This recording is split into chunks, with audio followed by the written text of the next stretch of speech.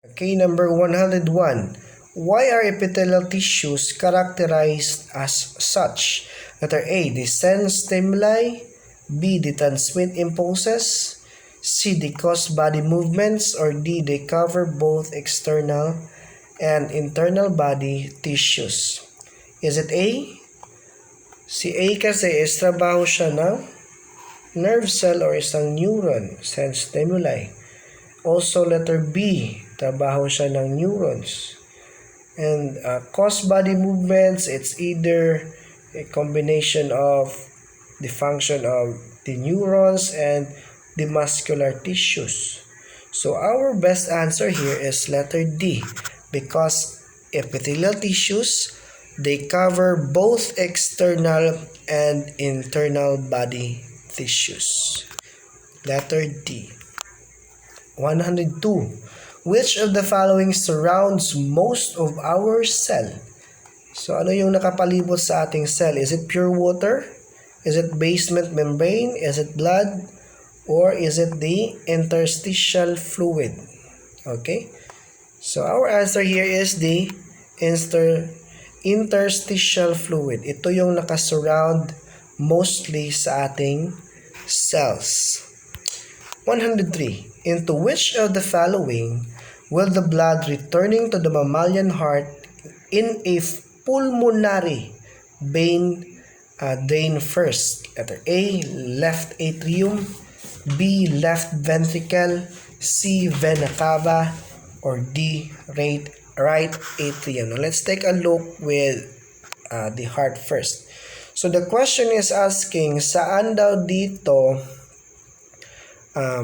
madidrain first yung blood na babalik sa mammalian heart papuntang pulmonary vein. So we have to locate kung saan yung pulmonary vein. Kung hindi mo na-memorize itong parts of the heart, it will be hard for you to answer this question. So the pulmonary veins are this. Itong number 5. Ito yung pulmonary veins. So, when we say pulmonary veins, so yung mga veins na to is galing sa pulmonary, galing sa lungs. Okay? So, pag galing sa lungs ang veins, that means it brings oxygenated blood. Okay? So, yung oxygenated blood papasok sa pulmonary vein, and then it will be drain first in the, ito na, number 5, si pulmonary vein. Pagka number 6, kang left atrium. Okay? So, the right atrium receives the oxygenated blood. Kaya nga siya color blue. It's because ang blood dito is nag-contain siya or may dala siyang carbon dioxide.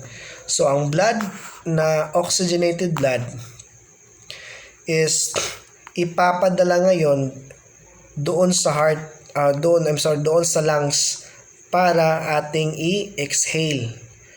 Now, pagbalik naman ng blood na yon from the lungs, dadaan na naman siya dito sa pulmonary veins or dito.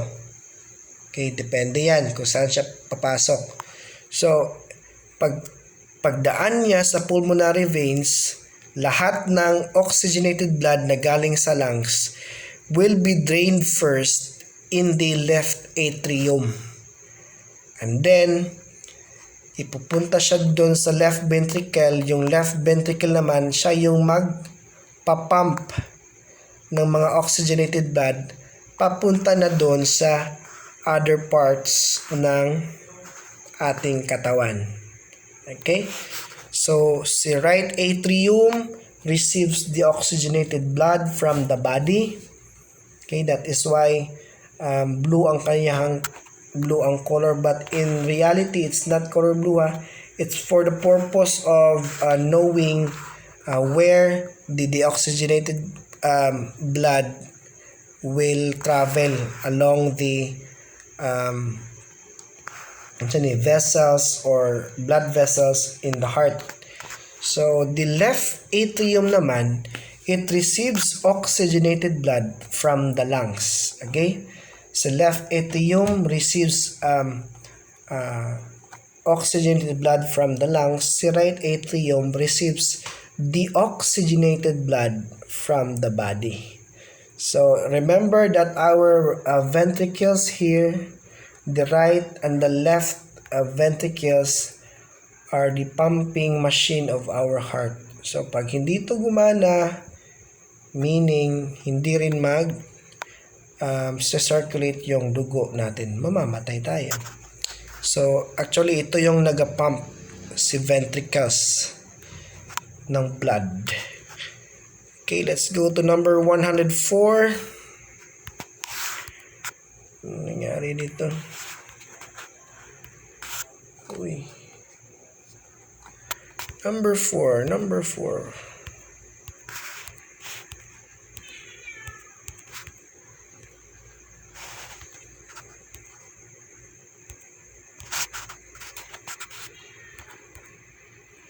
Okay.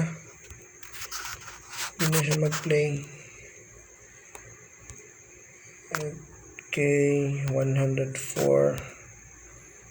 Ayan. So 104. What is the process called by which materials are returned to the blood from the nephron fluid? Is it A, secretion, B, ultrafiltration, C, filtration, or D, reabsorption? So again, the question is asking, what is the process called by which materials are returned to the blood from the nephron fluid? So it talks about the excretory system. So in the excretory system, ang mangyari una is yung i-filter niya yung liquid natin sa katawan, and then magre-reabsorb siya in the nephron fluid kung ano yung dapat lang i-absorb na ibabalik natin sa blood. And after that, isi-secrete, and then excretion na dayan. So our answer here is letter D, reabsorption. So it is the return of materials to the blood from the nephron fluid. 105. Goiter is associated with improper functioning of which gland?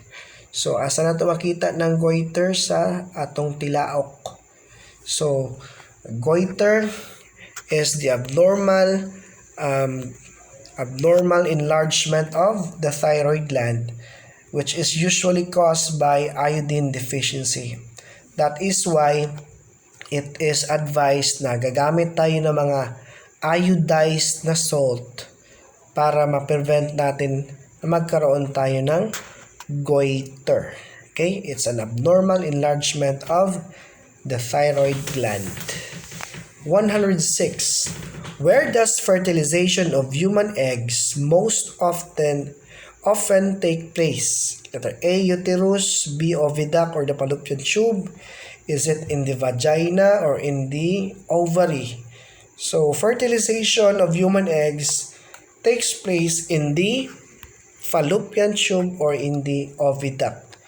So, from ovary, tatravel yung egg cell na yan, ang egg cell ng babae, papunta ng fallopian tube, and then, pag nasa fallopian tube na siya, maghihintay na lang siya ng sperm cell na mag-fertilize sa kanya.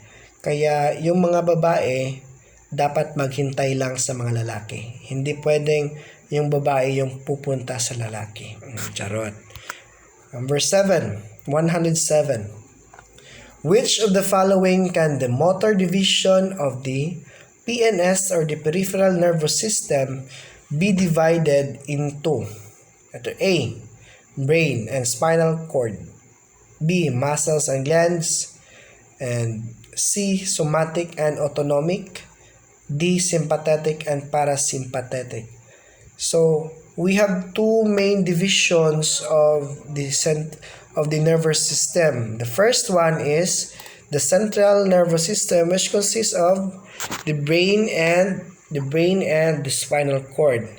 And the last one, or the second one, or the second division in our nervous system is the peripheral nervous system, which can also be divided into somatic and autonomic peripheral nervous system. So our answer here is letter C. 108. Which of the following abiotic factors has the greatest influence on the metabolic rates of plants and animals? Is it A, wind? Is it B, disturbance? Is it C, water? Is it D, temperature? So, alin daw dito sa mga abiotic factors, meaning mga non-living factors, which has the greatest influence on the metabolic rates of plants? Okay? So, ang answer natin dito is not wind, it is also not the disturbance, it is also not the water, but the temperature. Okay? Especially yung mga organisms, when they are trying to reproduce, they consider of the temperature of the, or the climate, or the temperature of the atmosphere.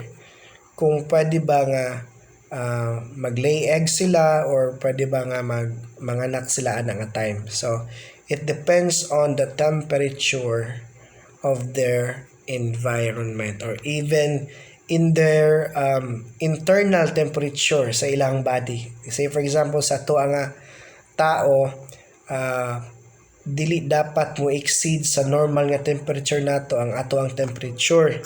It's because there are certain processes in our body that cannot function if our temperature is below normal or above normal.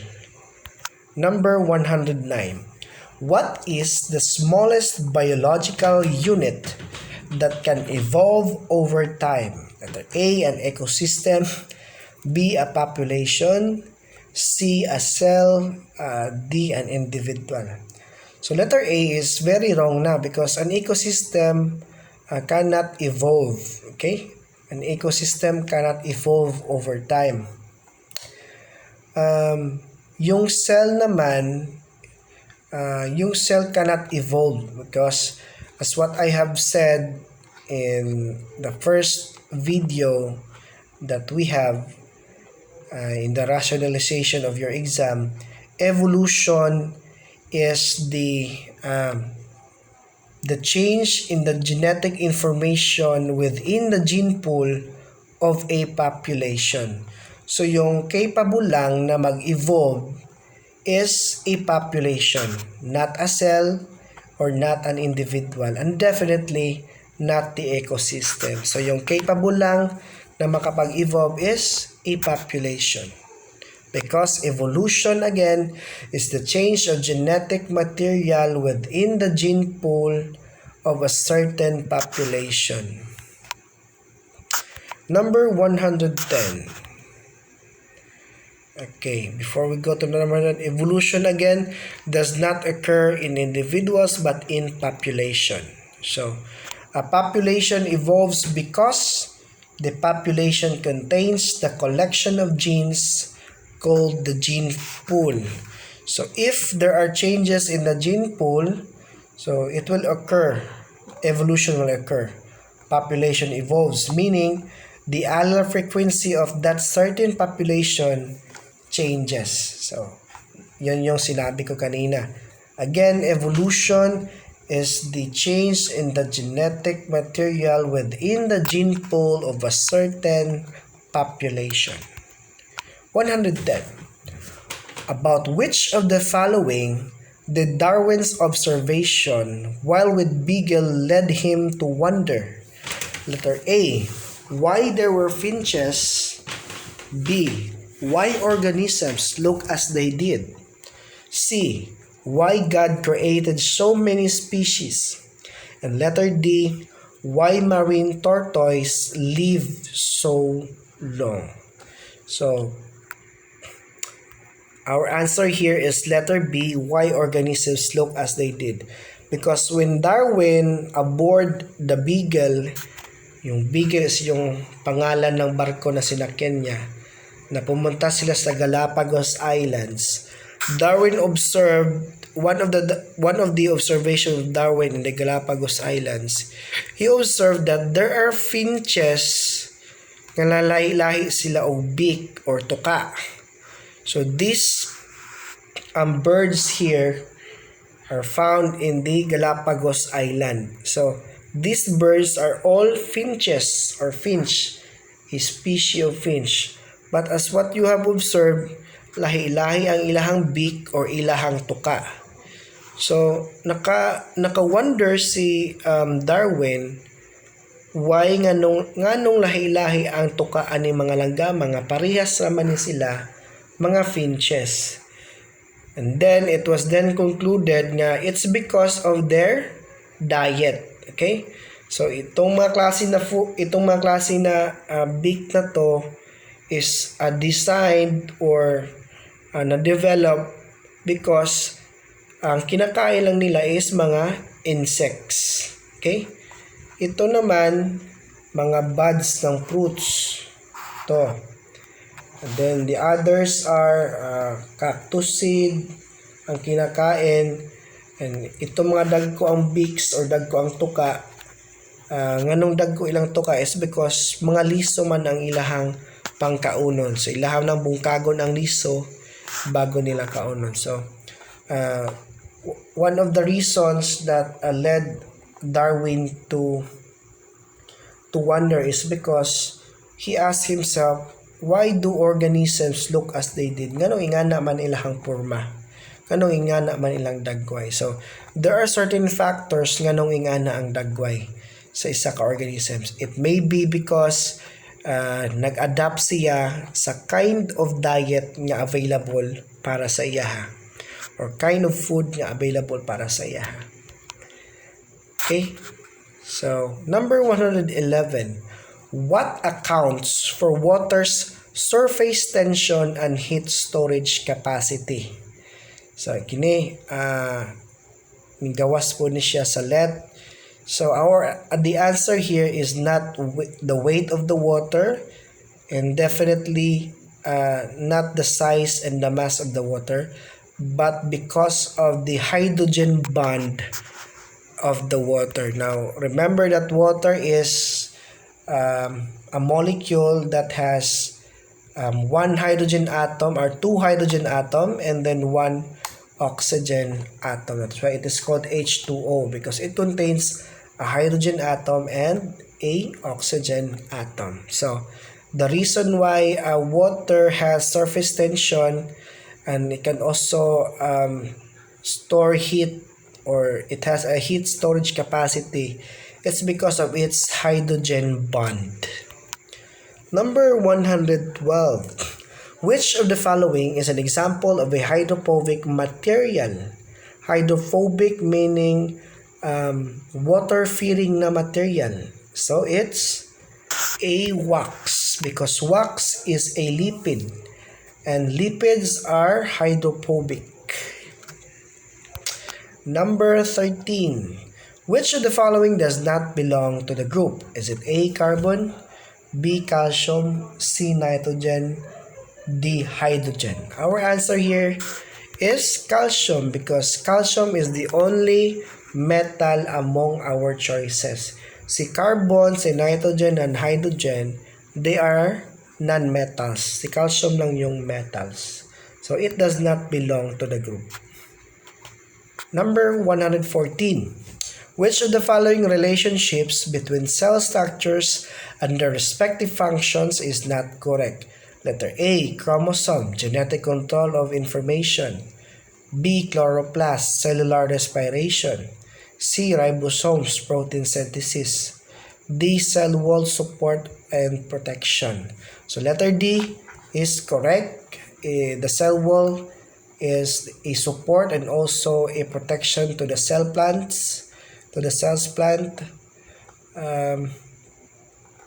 Also ribosomes is the site in which the protein synthesis or translation of RNA to protein happens.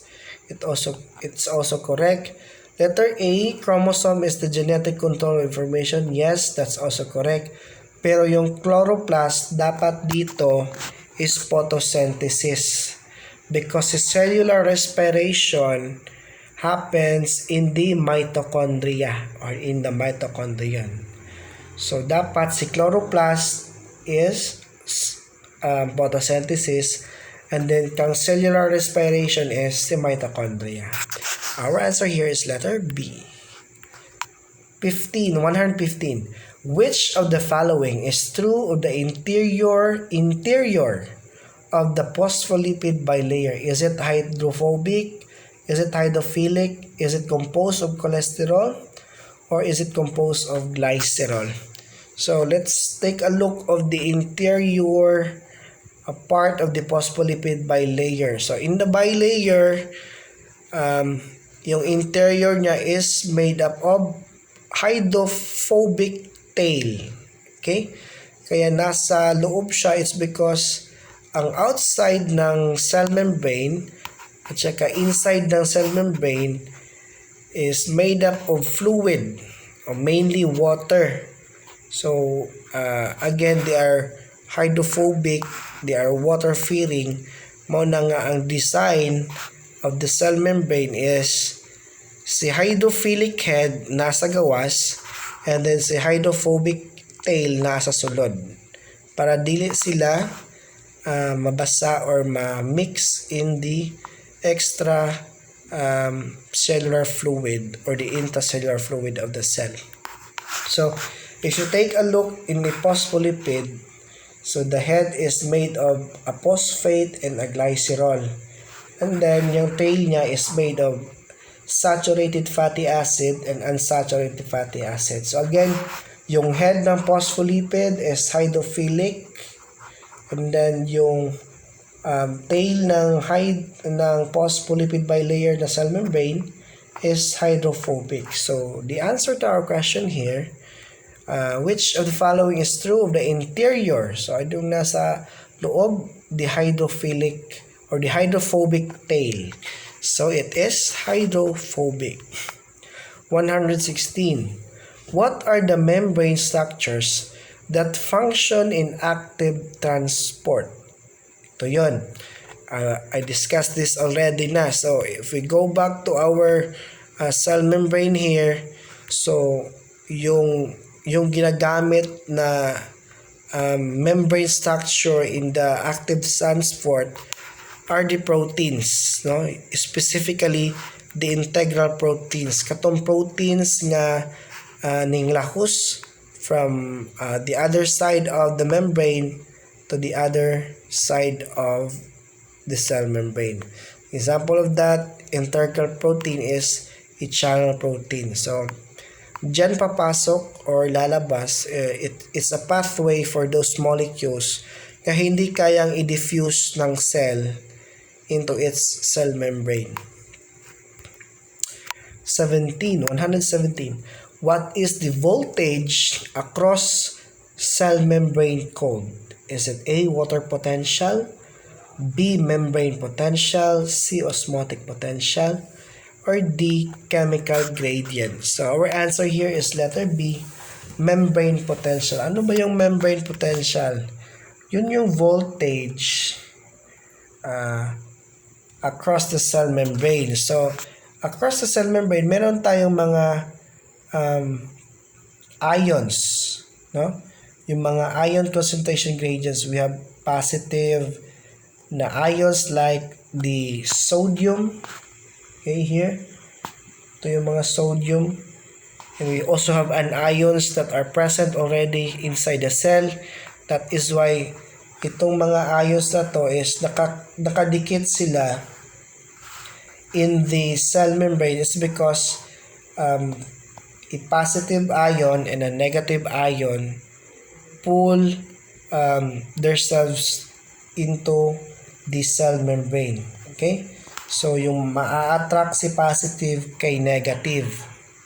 Kaya, nakalinya sila lahat dito because yung attraction nila between the sodium and the anion here inside the cell is very strong. And there are also other ions, positive ions like the potassium here, and we also have a negative ions, which is the chlorine. Okay, and this is a sodium chloride, this is a salt, this is a salt, a salt, a salt, asin na siya, asin. Okay, so it creates a membrane potential or the voltage across the cell membrane. Number 118. Through what process do white blood cells engulf bacteria? Again, engulfing of bacteria or other food particles is called phagocytosis. 119. Which of the following is not a function of Krebs cycle? Is it A, the production of FADH, B, the production of NADPH, C, the production of ATP, or D, adding electrons and protons to oxygen to form water? So, letter A, B, and C happens during the Krebs cycle. Pero, yung letter D, the adding of electrons and transport and protons to oxygen to form water, it happens during the electron transport chain or the oxidative phosphorylation. So, it is not a function of the Krebs cycle. So our answer here is letter D because it happens only in the ETC of respiration. 120. Which of the following will an animal cell do in a hypotonic solution? Again, hypotonic, we have HO, muhubag. Pag muhubag na siya, mubuto, and then it will lyse or burst. 121. What part of the cell is the site of the electron transport chain? So again, si glycolysis, mangyayari siya, it will take place in the cytoplasm, and then the rest of the stages of cellular respiration will happen inside the mitochondria. To be specific, the ETC or the electron transport chain happens in the inner mitochondrial membrane. 122. Which stage of cellular respiration produces the most ATP when glucose is oxidized completely to carbon dioxide and water? So saan nga dun sa stages or phases ng cellular respiration ang may pinakamataas na production ng ATP? It's the last stage or the last phase of respiration, which is the electron transport chain or the oxidative phosphorylation. 123. You have a friend who lost 15 pounds of fat on a diet. Where did the fat go or how was it lost? Letter A, it was released as carbon dioxide and water. B, it was converted to urine and eliminated from the body. C, it was converted to ATP, which weighs much less than fat. Letter D, it was broken down into amino acids and eliminated from the body. So, our answer here is letter A. So, yung fat, it was released as carbon dioxide and water. Okay? Ang nangyayari kasi sa fat, pag nag-exercise tayo, it will be released as carbon dioxide and water. So, our answer is letter A. Number 124. Under what conditions might plants use the cyclic electron pathway instead of the non-cyclic pathway? Now, ano ba tong cyclic electron pathway at saka non-cyclic electron pathway? So, let's discuss first. So, in the non-cyclic electron pathway, remember that in photosynthesis, we have photosystems 1 and 2. But during the light reactions or the light-dependent reactions, yung light is pupunta una kay photosystem 1. Okay? So, dito mangyayari before it happens, prior to that is the photolysis of water into hydrogen atoms and oxygen atoms. So, yung hydrogen, yung electron ng hydrogen is magiging excited siya, and then it will be passed into the primary acceptor of electron, and then to the plastoquinone. So during the cytochrome complex, dito mangyayari yung electron transport chain.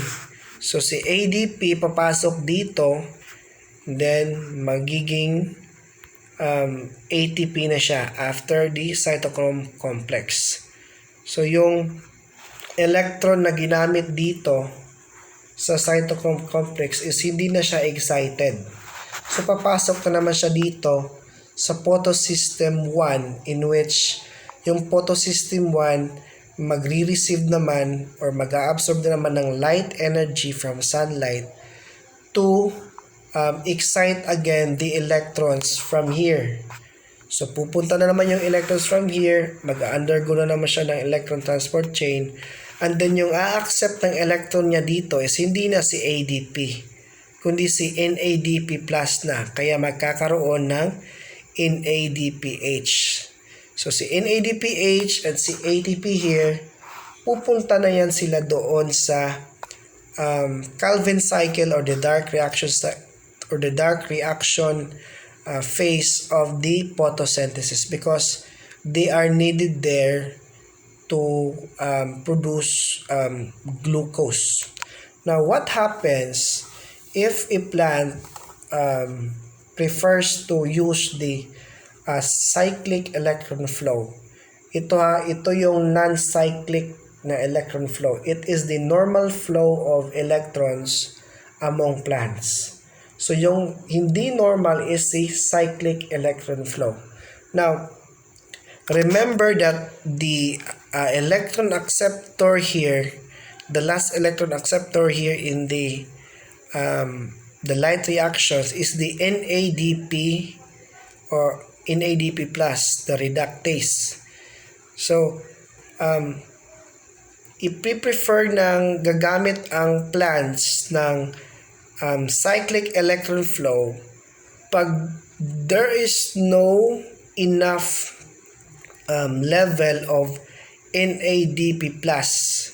Kasi pag wala ng enough level ng NADP plus, walang tatanggap ng electrons na galing sa photosystem 1. So ang mangyayari in the cyclic electron flow, okay, ang mangyayari sa cyclic electron flow, instead of going from the photosystem 2 then to the primary acceptor, undergo ng electron transport chain dito, and then may excite again, and then ipapasa again yung electron to the primary acceptor. Dapat if the plant uses the non-cyclic, dapat dito papunta yung electron. Okay? Dito papunta yung electron, and then kukunin ni NADP+. Pero in this case, sa cyclic electron pathway, kulang yung NADP+. Kaya, ang gagawin ng plants, hindi niya ipapasa dito sa another electron transport chain ng light reactions, in which ang gagawin ng plants is i-cycle lang niya yung electron. From the primary acceptor, again, ibabalik niya dito sa cytochrome complex para mag-produce na naman ng ATP, and then pabalik-balik na yan. That is why it is called cyclic electron pathway. Pabalik-balik lang yung electron na ginagamit. Unlike sa non-cyclic, iba-iba yung electrons na ginagamit. Okay? Because it's a linear, no? Linear long yung path ng electron dito sa non-cyclic na electron flow. So again, if we go back to our question, under what conditions might plants use the cyclic electron pathway instead of the non-cyclic pathway? It is because of the low level of NADP+. Again, low level of NADP+, walang mag-a-accept ng electron, kaya gagamit ng cyclic electron pathway ang plant. Kasi wala nang tatanggap dito ng electron. So, parang inire-recycle lang niya yung electron niya. So, that's it. Our answer here is letter A. Number 125. Assume that a thylakoid membrane is somehow punctured so that the interior of the thylakoid is no longer separated from the stroma. On which of the following process will this damage have the most direct effect? Now again, the light-dependent reaction or the light-dependent phase of photosynthesis happens in the thylakoid membranes. So anong products or anong nangyayari in the thylakoids? One is the production of ATP and NADPH, and also mangyayari sa thylakoid membrane yung photolysis ng water into oxygen and hydrogen atoms. So yun yung mga main na things na mangyayari in the thylakoid membrane. So in our choices, we have the synthesis of ATP, the splitting of water, or C, the flow of electrons from photosystem 2 to photosystem 1, or the absorption of light energy by chlorophyll. So ang mayroong direct na effect pag na-puncture or pag nasira yung thylakoid membrane ng chloroplast is letter A, the synthesis of ATP. Because the synthesis of ATP is very important because it will be needed during the Calvin cycle or the dark reaction phase of the photosynthesis. So yung pinaka most direct effect pag nasira yung or na-punctured yung thylakoid membrane is the synthesis of ATP. Okay?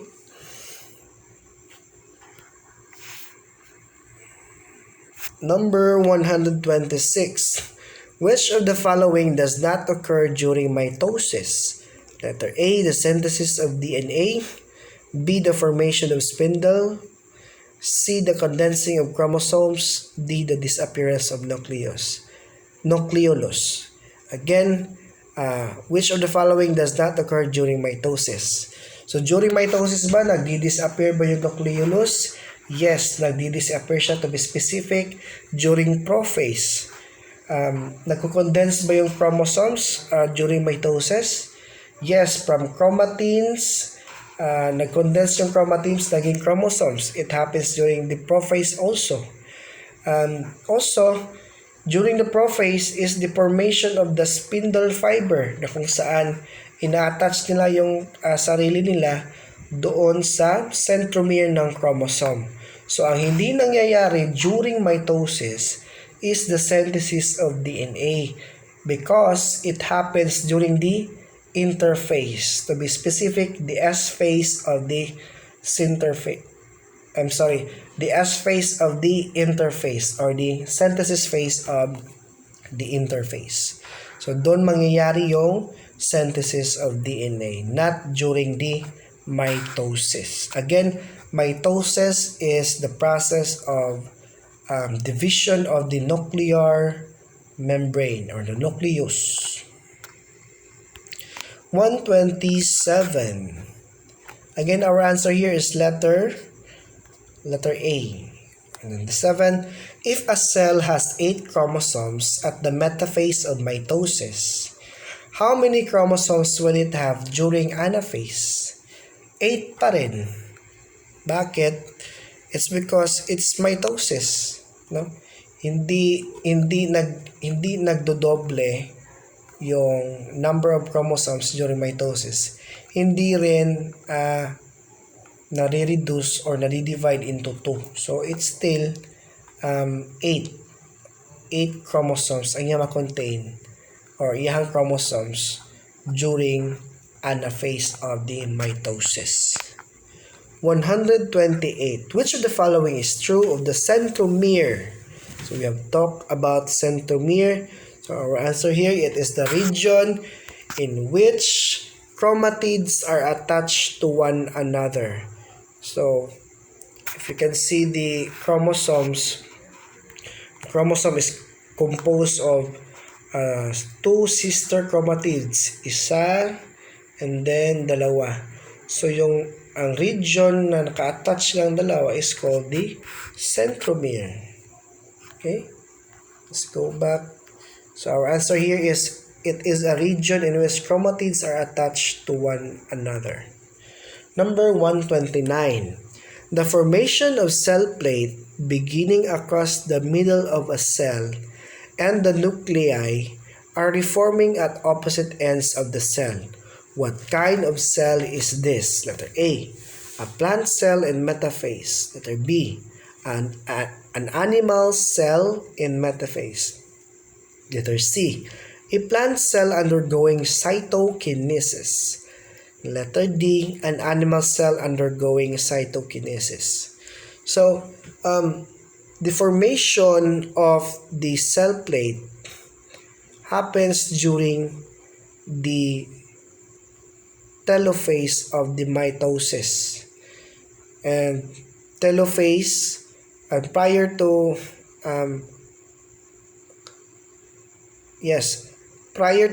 cytokinesis is telophase. So, ang mangyayari pag nag-form na yung cell plate ng isang cell, meaning ang isang cell na yan is undergoing cytokinesis or the division of the cytoplasm.